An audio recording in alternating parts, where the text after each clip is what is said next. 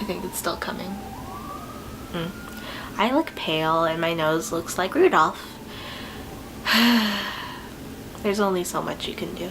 Fun fact, since 1988, the month of October has been delegated as Filipino-American History Month, and for the first time ever, last October 25th, Filipino war veterans were finally recognized for their service during World War II. So, good job, finally recognized after all of these years. So in honor of the recognition, I wanted to do the Filipino Tag, but October's almost done, so might as well do this while I'm sick.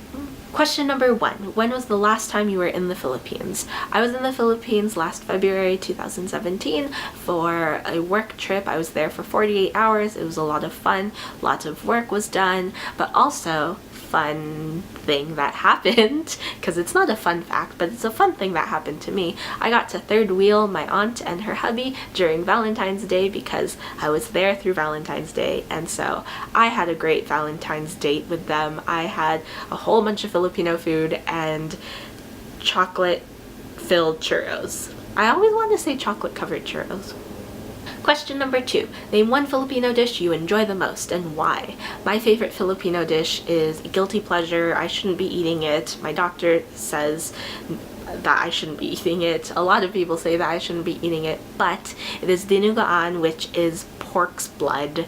It doesn't sound that appealing, but it is my comfort food. It's great with rice or pandesal. Pandesal is the bread, but dinuguan is just, it's so good, but also so bad for my arteries, and also probably going to be the cause of my CVDs should I develop any. Question number 3. Name 2 Filipino household items that best resembles our culture. So in my particular cut of Filipino culture, it is heavily intertwined with Roman Catholicism, and so I personally believe that the Last Supper pretty much represents our culture. We're always surrounded by food. We're celebrating at least somebody.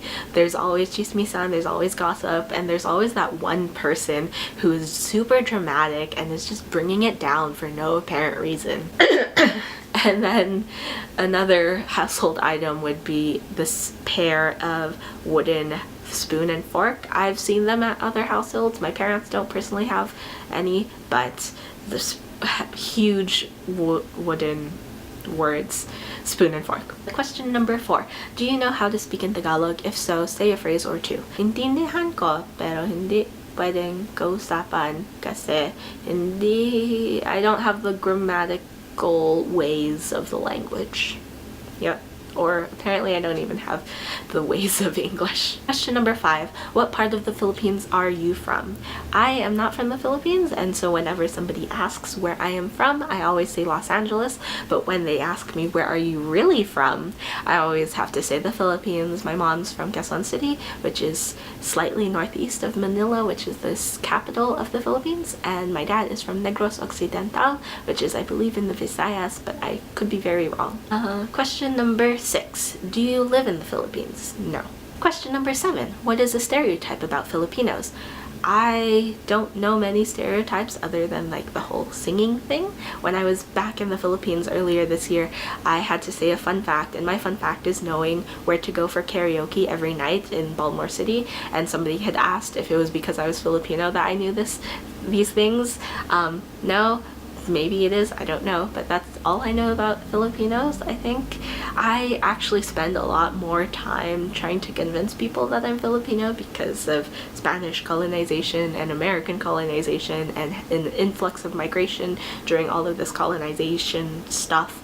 And so if you like go back, I think to my great-grandparents, you can easily find Chinese descendants, Filipino descendants, and Spanish descendants. Question number 8. Do you own a karaoke machine? I do not. My parents do. I do not, because I do not like to be judged by an inanimate object. But yes, I don't own a karaoke machine because I live in an apartment building that prides itself on its silence. Question number 9. Sing your favorite Filipino song.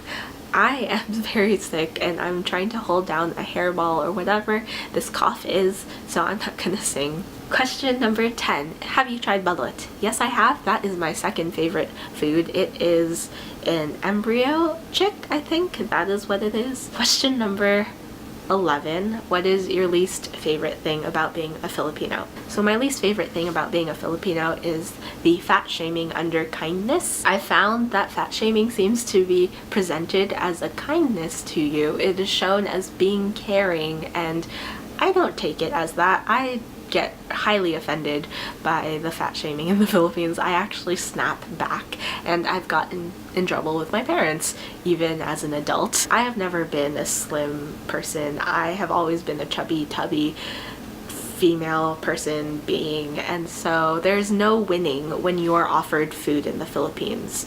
If you say no thank you because you are full, you are going to get a response of, oh, are you trying to lose weight? You're trying to slim down? Or if you gladly accept the offering, which you should always accept offerings of food from Filipinos, you'll get this response. Never mind that, you might get fatter. I forget what exactly I say because I go into this like zoop change of a human and I no longer am present, and it's just I'm watching how I respond to people when they kind of like kindly fat shame me. So question number 12, I think.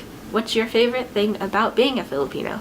I love the food, which is ironic because I do not like the fat shaming, but like, who cares what I'm eating? I am small and fluffy, and I am okay with that. Question number 13.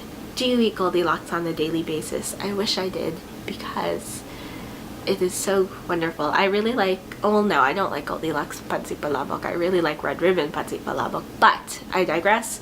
There is no Goldilocks in the Maryland, Delaware, Virginia area. Then last but not least, question number 14. Are you inseparable from your family? Physically, I am separated from my family. I work on the East Coast and my family, or my nuclear family, lives on the West Coast, but at some point I'd like to move back home. But at this time, I don't think that it would be respectable to move back home because all of the opportunities for my career are on the East Coast, and it would be quite a shame if I were to waste those opportunities just to move back home, even though my parents moved from the Philippines for a better life to provide for themselves and their children. That is the end of the Filipino tag.